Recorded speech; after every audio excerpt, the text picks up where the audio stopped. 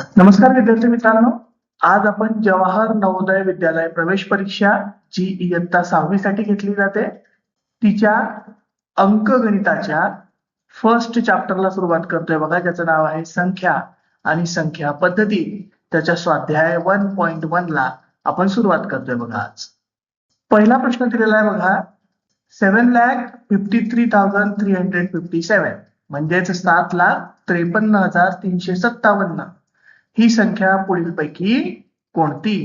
कोणत्या पर्यायामध्ये अचूक वाचन दिलेलं आहे ते आपल्याला ओळखायचं. पहिल्यात काय दिलं मग? 753,357 असं काही वाचत नाही बघा आपण. 753,357 चालणार नाही.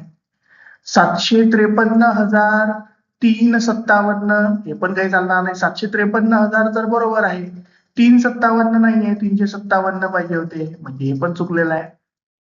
नंतर 753,357 बरोबर आहे बघा. 753,000 हजारांच्या घरामध्ये 753,000 आणि उरलेले काय तर 357 म्हणजे तिसऱ्या पर्यायामध्ये जे वाचन दिलेलं आहे ते अचूक आहे. दुसरा प्रश्न आहे बघा, 1, 4, 6, 8 आणि 9 हे अंक प्रत्येकी एकदाच वापरून त्यापासून बनवलेली सर्वात मोठी 5 अंकी संख्या कोणती? काय काय अंक दिले आपल्याला? 1, 4, 6, 8 आणि 9. यांच्यापासून काय करायची आपल्याला? सर्वात मोठी संख्या तयार करायची आहे. मग अशा वेळी काय करायचं बघा, जे अंक आहे त्यांचा उतरता क्रम लावायचा. मग सगळ्यात मोठा कोणता? 9, म्हणून 9 पहिल्यांदा घ्यायचा. त्यापेक्षा लहान काय? 8. त्यापेक्षा लहान काय? 6. त्यापेक्षा लहान काय? 4. आणि त्यापेक्षा लहान काय मग? 1. म्हणजेच काय आलं? 98,641 किंवा 98,641 दुसरा पर्याय हा अचूक पर्याय आहे.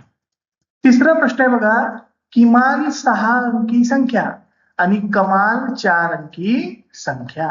मग किमान विचारलं बघा आपल्याला. किमान म्हणजे लहान. लहान किती अंकी? 6 अंकी. मग 6 अंकी लहान विचारली म्हणजे काय करायचं? 1 लिहायचा आणि त्याच्यावरती 5 शून्य द्यायची. ही काय झाली? 6 अंकी लहान संख्या म्हणजे 1 लाख. नंतर काय? कमाल विचारली आपल्याला.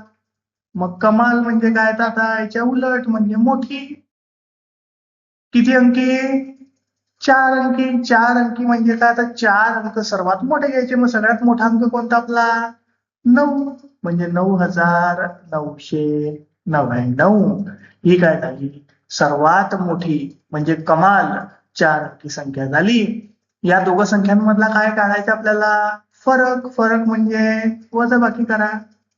इथे शून्य दिलेला, शून्याचे किती होऊन जातील? 10. या शून्याचे 9. या शून्याचे 9. इथे सुद्धा 9. इथे सुद्धा 9. इथे होऊन जातील 0. मग 10तनं 9 गेले, उरला 1. 9तनं 9 गेले 0. 9तनं 9 गेले परत 0. परत 9तनं 9 गेले 0. या 9चा 9 जसाचा तसा. म्हणजेच काय? 90,001 हे आपलं उत्तर आलं पाहिजे. 90,001 कितवा पर्याय आहे? तिसरा पर्याय म्हणजे सी अचूक पर्याय आहे. चौथा प्रश्न आहे बघा, दशमस्थानी 9 असलेली विविध अंकांचा वापर करून बनणारी किमान संख्या कोणती? परत विचारलं आपल्याला, कोणती? किमान. मग काय सांगितलं? किमान म्हणजे काय? लहान. लहान संख्या शोधायची आपल्याला. दशक स्थानी काय असलं पाहिजे? 9. मग पहा बरं, पहिल्या पर्यायामध्ये पण दशक स्थानी 9 आहे, इथे सुद्धा 9 आहे, इथे सुद्धा 9 आहे आणि इथे सुद्धा 9 आहे. नंतर काय सांगितलं? विविध अंकांचा वापर करून वेगवेगळे अंक वापरले पाहिजे. इथं 1, 0, 2. इथं पण 1, 2, 0. इथं पण 2, 0 आणि 1. 2, 1 आणि 0 असे विविध अंक तिथं वापरलेले आहेत. मग आपल्याला लहान शोधायची आहे. मग याच्यात सगळ्यात लहान कोणती? 1092 म्हणजे काय? 1092. पहिला पर्याय जो आहे त्याच्यामध्ये दिलेली संख्या सर्वात लहान आहे, ज्याच्या दशमस्थानी म्हणजे दशक स्थानी किंवा टेन्स प्लेसला काय आलेला आहे? 9 आलेले आहे किंवा 9 आलेले आहे म्हणून पहिला पर्याय जो पर्याय आहे. पाचवा प्रश्न आहे बघा, 5555. बघा 5555. हिला कसं लिहिता येईल मग? चौथ्या पर्यायामध्ये दिलेलं तसं लिहिता येईल. पहा बरं, 5555. हजाराच्या जागी पाहिजे 5 आणि नंतर उरलेल्या 3 घरांमध्ये 555. चौथा पर्याय योग्य पर्याय आहे. सहावा प्रश्न आहे बघा, कमाल ते किमान अशा क्रमांकांमध्ये संख्यांचा कोणता गट आहे? मग पहा बरं, कमाल पासून सुरू करायचं आपल्याला, तर जायचंय कुठपर्यंत? किमान पर्यंत. कमाल म्हणजे काय सांगितलं? मोठी संख्या आहे. किमान म्हणजे काय सांगितलं?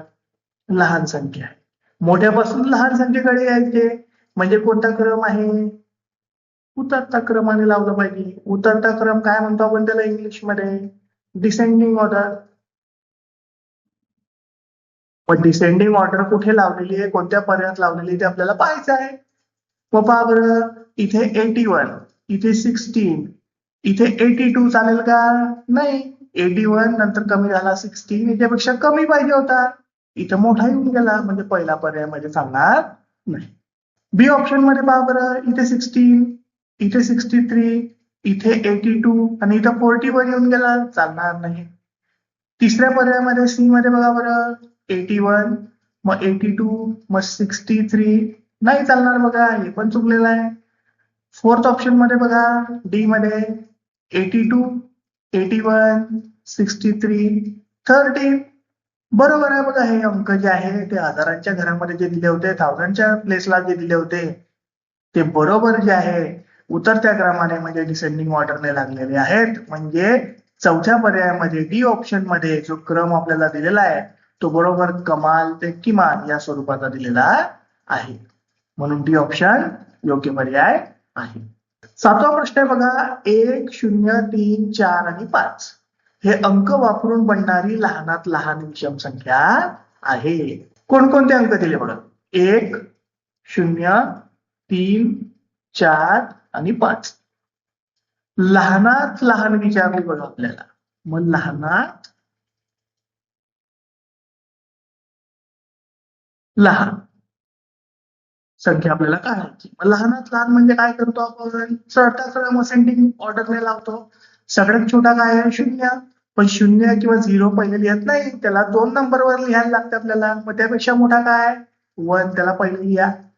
नंतर मोठा काय? 3, नंतर मोठा काय? 4, नंतर मोठा काय? 5. असेंडिंग ऑर्डर चढत्या क्रमाने लावल्यानंतर काय संख्या मिळाली आपल्याला? 10,345 म्हणजे 10,345. ही जी आहे शेवटी काय आलेले आहे? 5. 5 काय आहे?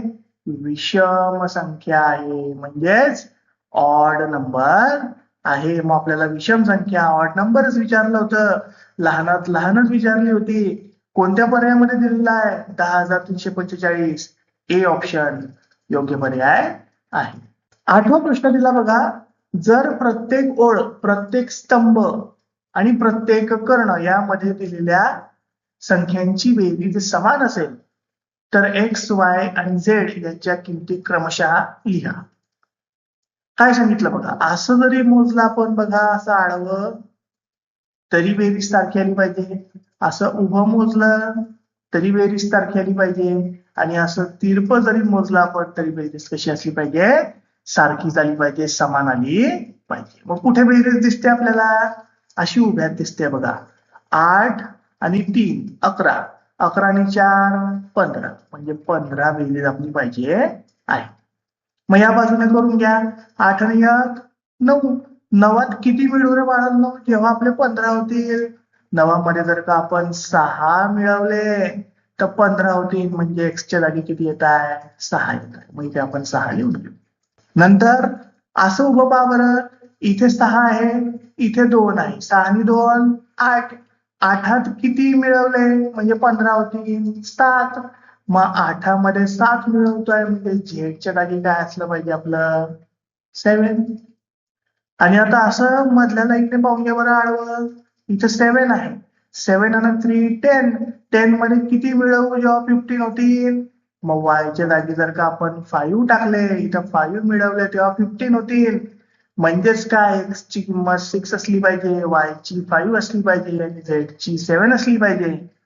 6, 5 आणि 7 कोणत्या ऑप्शन मध्ये दिलेल्या किमती? 6, 5, 7 ए ऑप्शन करेक्ट ऑप्शन आहे. अशा प्रकारे विद्यार्थी मित्रांनो, आज आपला स्वाध्याय 1.1 जो तो पूर्ण संपलेला आहे. धन्यवाद.